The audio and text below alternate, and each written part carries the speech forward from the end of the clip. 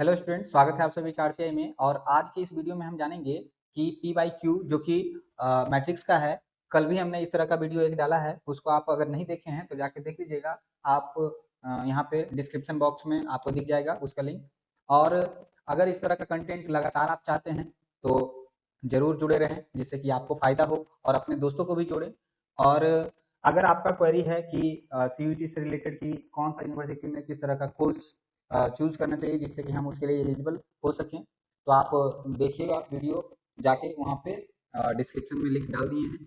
और अगर आपको कोई भी दिक्कत हो जिस तरह का कि हमको ये यूनिवर्सिटी में कौन सा कोर्स सेलेक्ट करें, या फिर कौन से यूनिवर्सिटी में ये कौन सा कोर्स कैसे सिलेक्ट करना है, ये सब वगैरह, तो आप ज़रूर वहाँ पे कमेंट कर सकते हैं।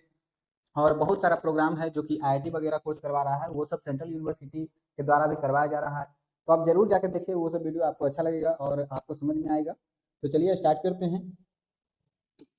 यहाँ पे देखिए, आपको बोल रहा है कि ए बराबर दिया हुआ है, बी बराबर दिया हुआ है और ए बी बराबर आई थ्री। ए बी बराबर आई थ्री का मतलब है कि आइडेंटिटी मैट्रिक्स 3/3 का। आई थ्री का मतलब है आइडेंटिटी मैट्रिक्स 3/3 का 1 0 0 0 1 0 0 0 1, ये हुआ आई थ्री।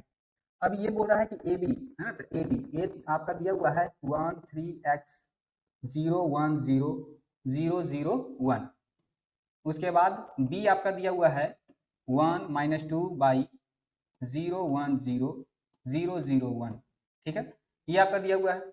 अब इसके बराबर आई थ्री दिया हुआ है, ये वाला, इसे कंपेयर करवा देना है। तो सबसे पहले इसको गुना करवाइए। गुना करवाने के लिए आप यहाँ से देखिए कि इसको ऐसा कर सकते हैं, फर्स्ट रो को फर्स्ट कॉलम से पहले तो 1 + 0 + 0, फिर सेकेंड वाला से -2 + 3 + 0 हो जाएगा, फिर थर्ड वाला से बाई + 0 + x हो जाएगा। यहाँ पे देखिए कि 0 हो जाएगा, +0 हो जाएगा, +0 हो जाएगा। फिर इसको गुना करवाएंगे, 0 हो जाएगा, +1 हो जाएगा, +0 हो जाएगा, 0 हो जाएगा, +0 हो जाएगा, +0 हो जाएगा। यहाँ से 0 0 0, फिर आगे क्या हो जाएगा, 0 0 और 0। यहाँ पे देख रहे होंगे कि 0 0 और 1, ये हो गया। कंपेयर किससे करवाना है, आइडेंटिटी मैट्रिक्स से, यानी 1 0 0 0 1 0 0 0 1 से। ठीक है, ये हो गया। अब आप देखिए कि यहाँ से आपको दिख रहा होगा कि एक्स और वाई का वैल्यू ही पूछ रहा है ना। यहाँ पे ए बी बराबर आई थ्री है, where I three is the identity matrix of order 3/3। X plus Y का वैल्यू पूछा है, तो एक्स और वाई का वैल्यू अगर पता चल जाए तो यहाँ से हम निकाल सकते हैं। तो यहाँ से देखिए एक्स प्लस वाई बराबर, यहाँ से एक इक्वेशन बन रहा है, आप यहाँ से देख सकते हैं, ये वाला चीज देख लीजिए क्या है। एक्स प्लस वाई बराबर इस जगह पे 0 है, तो एक्स प्लस वाई बराबर 0 हो गया। और कहीं पे कुछ दिख रहा है, और एक्स प्लस वाई बराबर 0, तो यहाँ से यही आंसर हो जाएगा। एक्स प्लस वाई ही पूछा है, तो एक्स प्लस वाई बराबर क्या हो जाएगा, 0, यानी कि ये नंबर करेक्ट हो जाएगा। आपको समझ में आ गया होगा कि किस तरह से करना है। चलिए आगे बढ़ते हैं।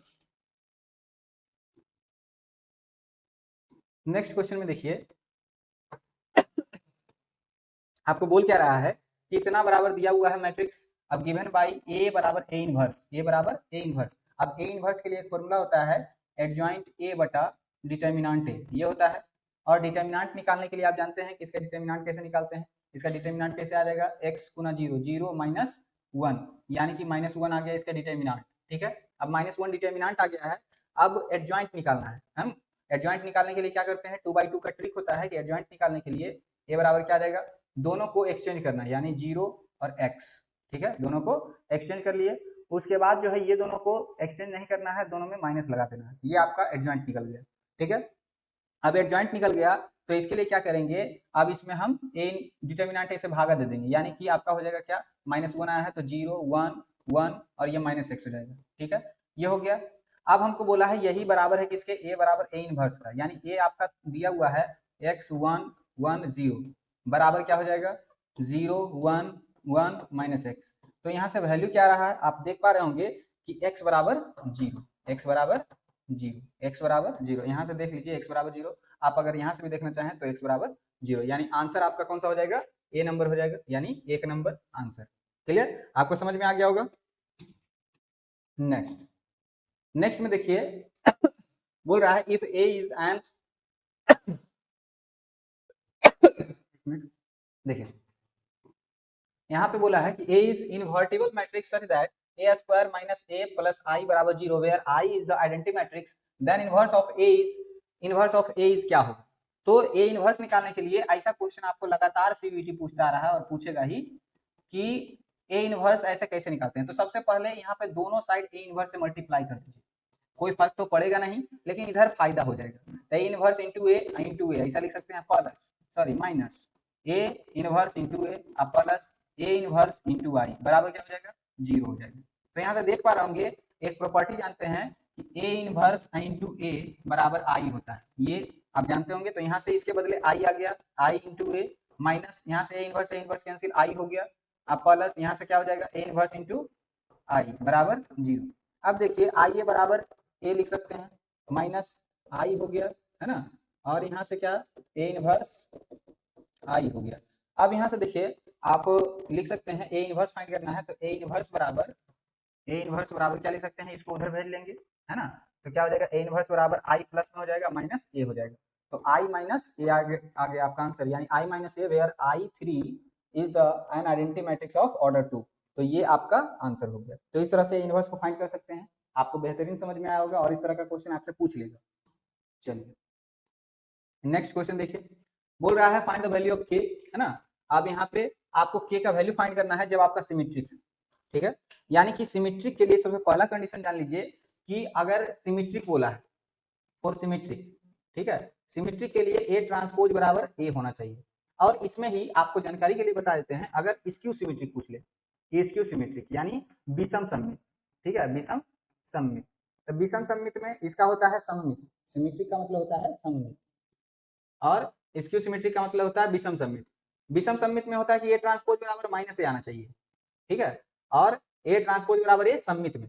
तो इसमें देखिए ए तो आपका दिया हुआ है, मान लेते हैं कि ए है तो ए का ट्रांसपोज बराबर ए आना चाहिए, मतलब कि ये आपको इस फॉर्मेट का देखना चाहिए 0 2 के 2 ये वाला को फर्स्ट में कर दिए, 2 0 3 कर दिए, सेकंड वाला को सेकंड में, थर्ड वाला को -3 3 और 0 कर दिए। अब देखिए के के स्थान पे पहले क्या था -3, यानी के स्थान पे -3 होगा तो सेम का सेम दिखेगा ना, क्योंकि क्या होता है प्रॉपर्टी ए का ट्रांसपोज बराबर ए। तो सिंपल सा के बराबर क्या निकल के आ गया 3 -3 है ना। तो आंसर कौन सा हो जाएगा 2 नंबर यानी -3।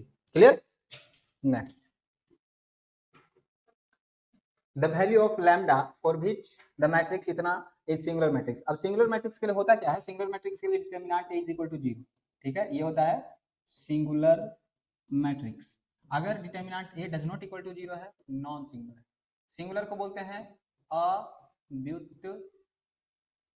अव्युत्कर्णीय अव्यव, ठीक है, और इसको बोलते हैं व्युत्कर्णीय अव्यव। अब यहाँ पे देखिए determinant A is equal to 0 होना चाहिए इसके बराबर, तो इसको सोल्व करेंगे तो 1 इंटू इसको और इसको ढकना पड़ेगा तो 1 माइनस 0 हो जाएगा। उसके बाद लैम्डा बच गया है तो प्लस लैम्डा इंटू इसको ढकेंगे तो 1 0 माइनस 1 यानी बराबर 0। तो यहाँ से 1 माइनस लैम्डा बराबर 0 आ गया, तो लैम्डा का वैल्यू कितना आ गया 1। तो यहाँ से आपका आंसर जो हो जाएगा 3 नंबर करेक्ट हो जाएगा। तो आप समझ सकते हैं कि इस तरह का क्वेश्चन पूछा जा सकता है। डिटरमिनेंट ए बराबर 0 है सिंगुलर मैट्रिक्स, डिटरमिनेंट नॉट 0 है नॉन सिंगुलर मैट्रिक्स, ठीक है। चलिए आगे बढ़ते हैं। देखिए ये आपका क्वेश्चन है, बोला है the order of matrix A 2/3। तो सबसे पहले इसको लिख लीजिए, ए 2/3 का है। उसके बाद बी बोला है 3/4 का है, बी 3/4 का है। उसके बाद बोला ऑर्डर ऑफ सी 3/4, ठीक है, ऑर्डर ऑफ सी जो है वो भी 3/4 का है। अब बोला है कि ऑर्डर ऑफ मैट्रिक्स इतना इज इक्वल टू, अब बोला है ए बी इंटू सी का ट्रांसपोज, इसका ऑर्डर बताना है। तो ए बी करेंगे तो ए बी यानी ए और बी को गुना करवाने के लिए इसका देखिए पहले कॉलम और रो, तो ये तो पॉसिबल हो गया गुना, और 2 4 तो ये 2/4 का बनने वाला है ए बी मिला के। तो ए बी का जो ऑर्डर आ गया 2/4 का। अब सी का ट्रांसपोज, तो सी का ट्रांसपोज करेंगे तो ये आपको दिख जाएगा कि सी का ट्रांसपोज करने पे 4/3 का, क्योंकि ऑर्डर चेंज हो जाता है ट्रांसपोज में। अब यहाँ से देखिए सबसे पहला नंबर की ये तो गुना यहाँ पे पॉसिबल हो जाएगा, यानी मल्टीप्लीकेशन पॉसिबल हो गया। अब इसका फाइनल ऑर्डर देखेंगे तो यहाँ से देखेंगे तो कितना आ गया 2/3 का, तो 2/3 आपका क्या हो जाएगा आंसर, यानी ए नंबर करेक्ट हो जाएगा। तो आपका ऑर्डर वाला में क्लियर होना चाहिए, और अगर आपको समझ में आ गया हो तो जरूर कमेंट कर दीजिएगा कि समझ में आ गया था, ठीक है। चलिए आगे बढ़ते हैं। अब आगे देखिए ये आपका जो क्वेश्चन है इसमें आप देखिए बोला है the transpose of A matrix A is matrix B where इतना। तो अब मैट्रिक्स का ट्रांसपोज करेंगे है ना, तो ट्रांसपोज करेंगे तो 2a 1 3b, ये इधर से इधर चेंज हो जाएगा 1 2 4c, यहाँ से 5 6 0।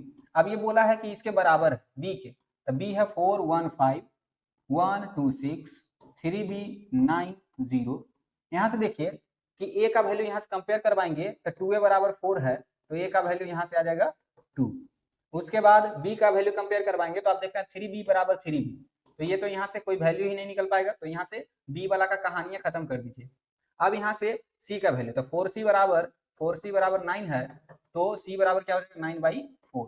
तो अब यहाँ पे वैल्यू रख देंगे, तो 3 इंटू ए का वैल्यू आया है कितना 2, अब प्लस 4 इंटू सी का वैल्यू आया 9/4, तो 4 से 4 कैंसिल, 6 + 9 कितना आ गया 15। तो आंसर कौन सा हो जाएगा 15, यानी 3 नंबर। तो आपको बेहतरीन समझ में आया होगा।